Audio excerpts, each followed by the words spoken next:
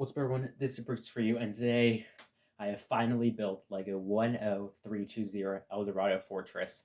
I just want to say, before we get into this, buckle yourselves in because it's going to be a long video because I have a lot to say about this set because it's so awesome. And speaking of, here's a cat. I just want to make it clear, there is no cat included in this set. I'm so sorry. Hey, Russ! Thank you, buddy.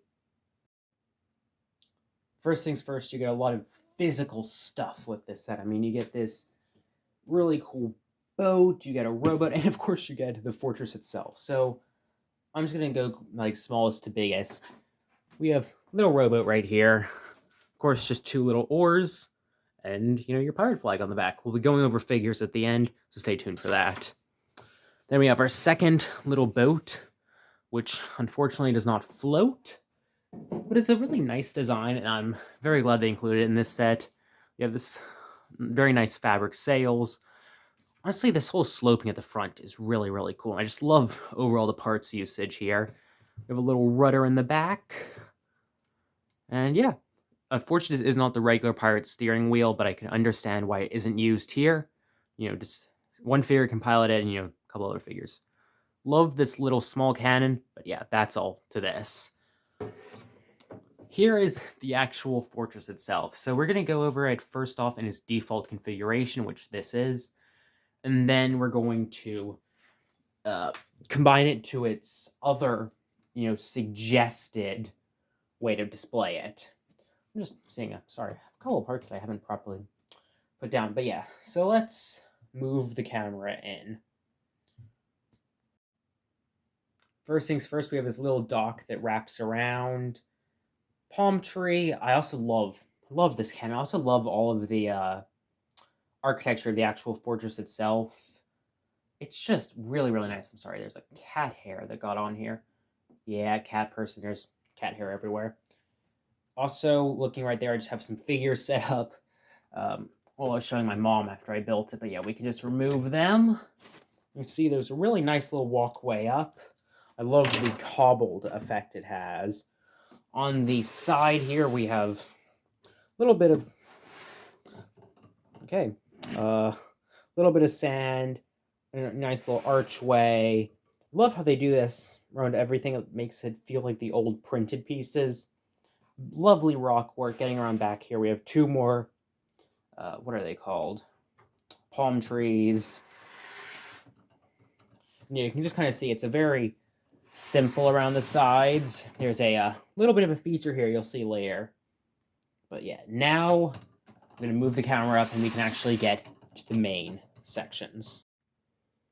Okay, so I'm about to have to move the camera up just a bit like this. It's going to be a little shaky, but we see there's a cannon here. You can, of course, fire that. It's the fireable cannons. You have all the places for food over there. You have a little area for cooking over there where you see a rifle and a sword.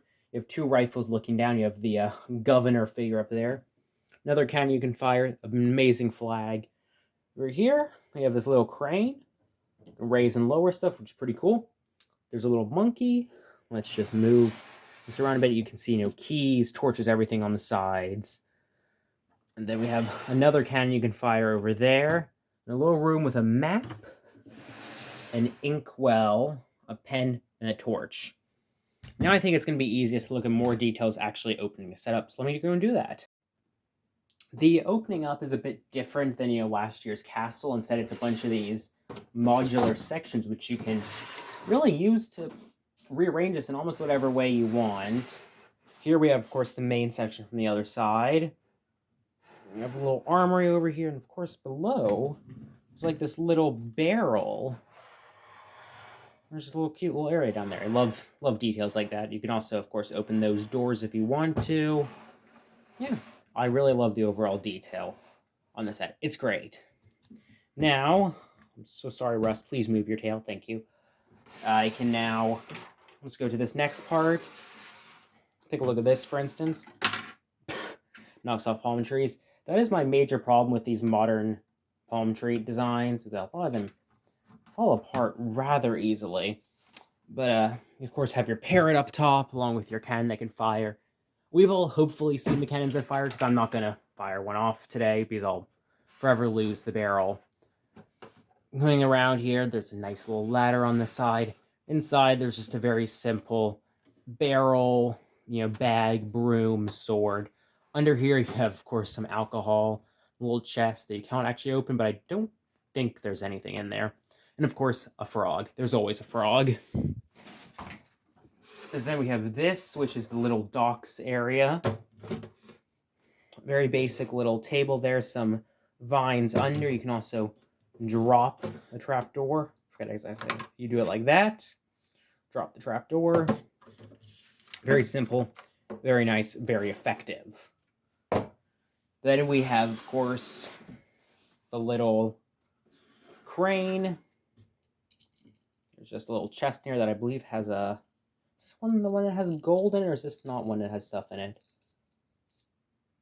Okay, this one has 2 pistols in it. I love the little... It's very basic how it goes on there, but it's such a cool design. Of course, just love the overall shaping. A bit more of the dock, so you can, see there's a bit of water going under it. Of course, you have more. Let's just move this ladder up. We have another, barrel, bag, and more cannon ammo. Because some kid's going to get the set and it's going to blast off every single one, never be able to find them again. Now this, ironically, is one of the more detailed parts. So you have this little alcove right here with a little ladder that comes up so someone can get up into the base. Chest with some gold, really nice. And of course you see the pirate skeleton that's just there. And then of course we have a full jail cell up here. I love these bits of awning. You can actually remove this entire piece right here. Of course, remove that. There's this little escape built in here. You can slide something out and it would come down this little slide. Let's see if I can actually get that to work. Let's just grab a character. I think this is minifigure compatible for that feature. I'm not entirely sure. Let's grab our Sea Dog. God, that was an awful accent. I'm never gonna do that again. You see, he just... yeah, it came so easily. But yeah, I really do like this section. It's really, really nice. I'm so sorry, camera. Yeah, I just really like this overall. It's really great design. Now, I'm going to go grab the instructions, and I'm going to put this entire area into its other configuration, and we'll see that. So let me get... Well, I don't know what I'm trying to say. I'll be right back. I know this is a really bad look for my room, but I just wanted to show you this is the overall stretched out design. I actually like it. I will not display it this way, obviously, but it does look pretty nice. Now let's go and talk about the figures. Here are the figures, and I just want to say off the bat, there's nothing too remarkably good or bad about these figures. I think they're pretty good overall. I actually think overall it's a perfect selection for this set. There's nothing to stand out. First up, we have the recent Lego City Monkey. Yeah, it's just that figure. There's nothing too special about it. I'm just glad it's here.